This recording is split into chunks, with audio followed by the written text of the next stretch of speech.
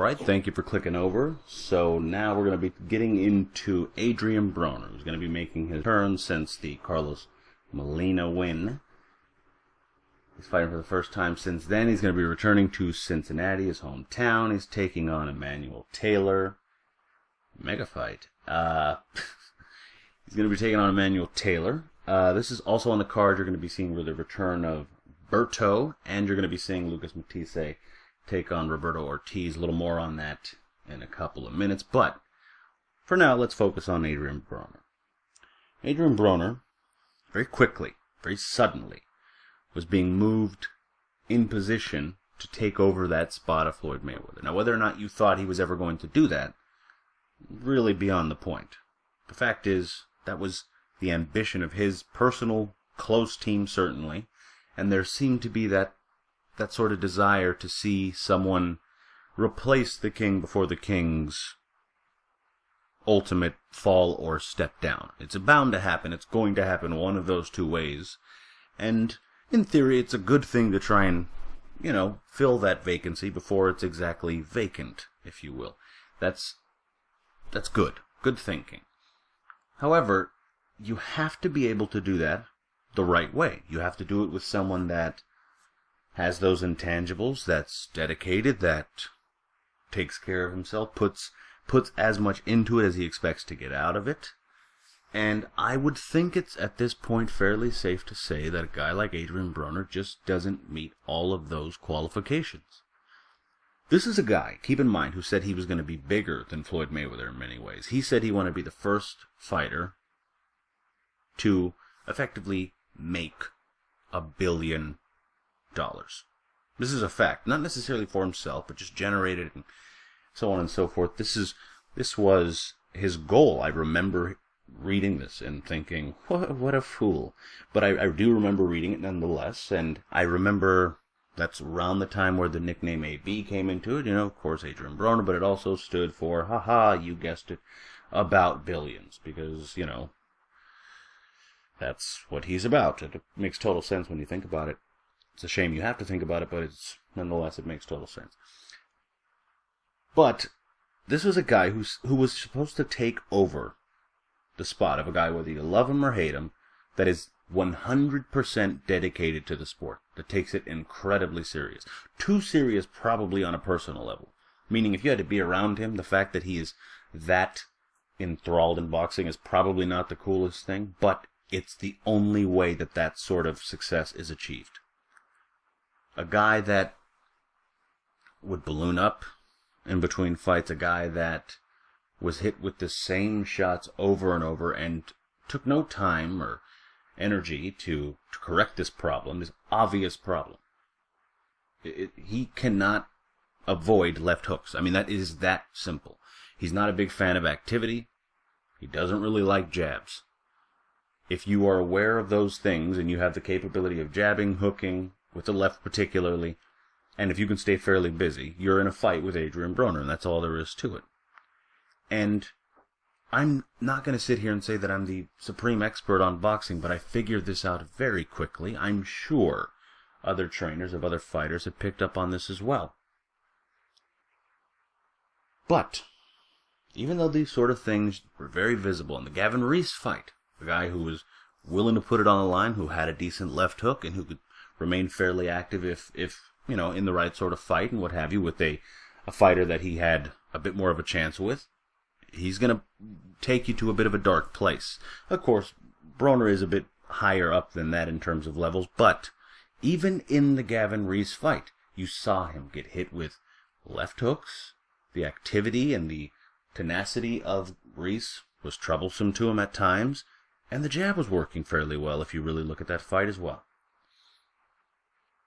And yet, he and his team thought it was a good idea to move up from lightweight to welterweight and take on a guy like Marcos Maidana. Now, of course, there's Paulie Malignaggi before that, but some would even say it wasn't as though that was like, yeah, he did have one win there. That was a questionable win. I'm not going to sit here and try to remember who I had winning the fight, but I don't think I would argue with anyone that had either guy winning the fight, to be totally truthful.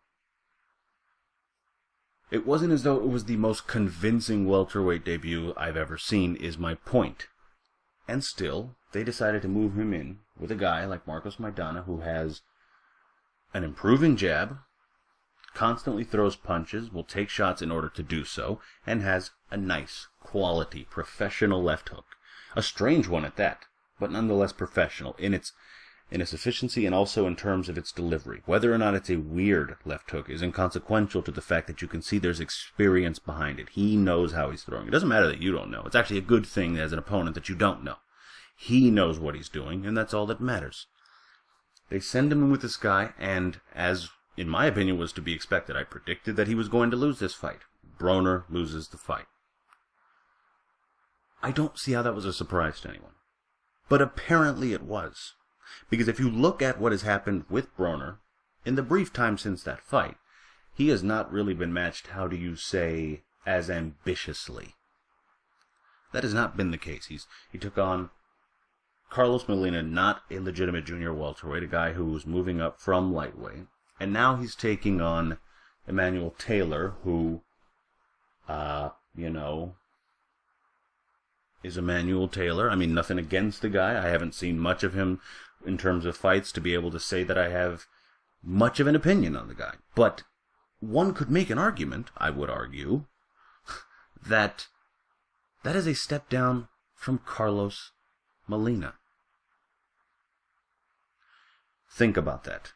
The first fight back from your first professional loss is a guy that is probably better known, certainly, but a guy that is better known and potentially a better fighter than your second fight back from your first loss. It's not that they stopped evolving him or progressing him as a fighter. It's that they have devolved him as a fighter. He is moving backwards. And yet, to the best of my knowledge, he's the main event in on this card that also, again, features Berto, former titleist Matthysse, against Roberto Ortiz. It's a decent card. He's with Emmanuel Taylor, again, on Showtime, Championship Boxing, I believe. I know it's on Showtime, obviously. He is the main event against Emmanuel Taylor.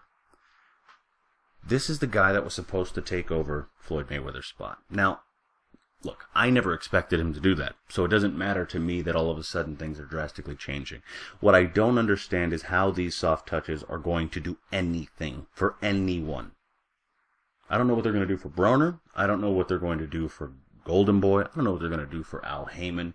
And we all know at the end of the day, boxing is the church of Al Heyman. So we all should be praising him and paying tribute to him and, of course, sacrificing ourselves for him. I don't even know what this does for him. Like, if Broner in his next fight faces whoever, it could be Danny Garcia, in theory the best 140-pounder on the planet, the guy with the legitimate championship. If that was the fight you were building to, let's say it was, which I don't believe it is for the record, but if that were the fight you were building to, the biggest fight in theory that Golden Boy could put on at the moment at 140 pounds, would you honestly argue that they did themselves any favors matching, well, first of all, matching Danny Garcia against Rod Salka, but then matching Broner first against Carlos Molina and then against Emmanuel Taylor? No matter how devastating Garcia looked against Salka, no matter how devastating Broner might look and probably will look against Taylor, I don't see how that does anything for this fighter at this point, other than get him a decent check in front of his fans, and I'm sure he has a decent following in Cincinnati. In fact, I know he does. But what does this do for him? This, to me, this is almost worse than the Maidana loss in a sense. If he beats Taylor, that's not the issue here. It's still almost, to me, worse than the loss, because the loss could have exposed that he wasn't ready on the night. But these two fights since the loss expose that he might not ever be ready for those sort of nights, if this is where he and his team think he should be at this point. You can always tell how bullshit a fight is when a fighter who's normally cocky, very, very, very dismissive of his opponent, suddenly becomes sort of like, well, I mean, he's pretty tough, he's not that bad. It's like, no, he's not that bad, of course not. Of course he is, if you're the guy who normally would berate him if he was a legitimate challenge, and now you're the one that even has to sell him. Like, no, come on, guys, I promise, it'll be good. No, it won't be. It stinks. Everyone knows it stinks. Let's not pretend. It sucks. I'm not trying to be a negative Nancy here, okay? I'm really not, because it would make me a woman, and an angry, bitter woman at that, which, well, what other kind of woman is there? But the point is, I don't want to be that guy that's so pessimistic. I'm going to watch the fight 99.9% of the time. A fight's on, I'm going to watch it. I'm going to watch this fight. And I'm not even saying that Emmanuel Taylor couldn't, pull off the upset or whatever the case may be. I don't necessarily, again, have enough knowledge of him as a fighter to be able to say one way or the other. I don't think it's going to happen.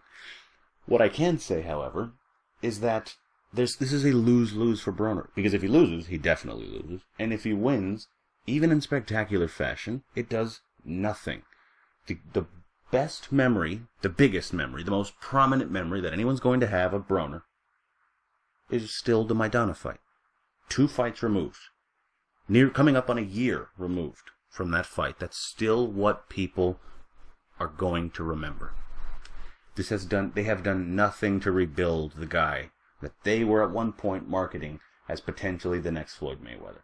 It just doesn't make any sense. Conversely, same card, of course, you have Lucas Matthysse taking on Roberto Ortiz, and I gotta say, I'm a big Matthysse fan. Anytime you can root for a guy with a serial killer haircut, I always say go for it. But this is going to be a tough fight. Roberto Ortiz is effectively Lucas Matthysse to a certain extent. Punches hard, rushes in at times, seems to be able to take a fairly decent shot. That's been his style his whole pro career. He's still undefeated. Again, I've seen probably 5-6 fights, a couple of highlight things. I've seen a decent amount of Roberto Ortiz, and I gotta say, that's pretty much the way he's fought for the most part in his career. He's not reckless with it, but he definitely has a particular style. But he is effectively Matthysse, except he throws straighter punches. That is never a good thing for a guy who's willing to bang it out if necessary. In a weird way, it's almost the exact opposite of how they're matching Broner. Broner comes back from one loss, and they treat it like it's the recovery phase of his life, and he needs to be treated with kitty gloves. Whereas Matthysse wins some, loses some. They're just going to keep putting him in there until, I don't know, someone literally gets their head punched off. I don't know what's happening. I mean, it's John Molina, it's Roberto Ortiz now, a guy who can bang.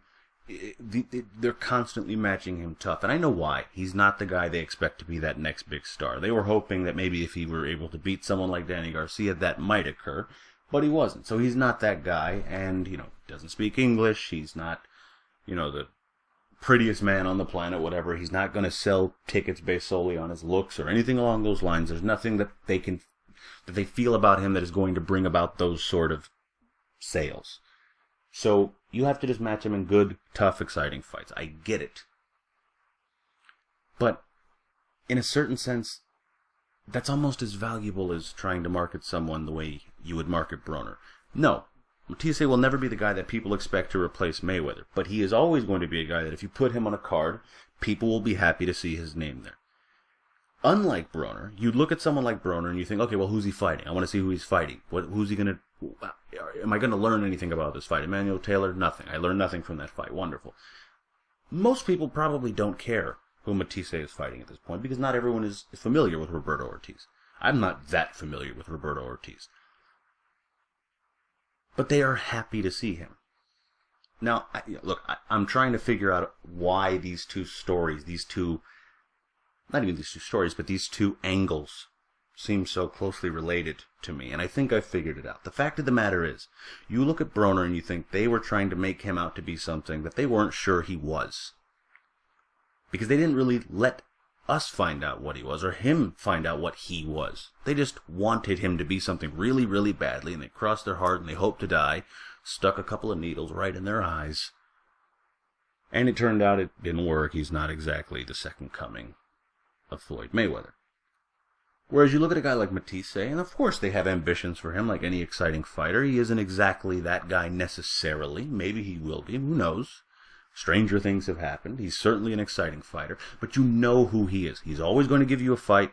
He is always going to have tremendous power. And it's always going to be exciting for as long as it lasts, win or lose. Nothing wrong with that. Even when he was effectively swept by Danny Garcia, he still kept it interesting. You still watched all 12 rounds because you thought one of these shots could do it. It could have happened. And so you kept watching.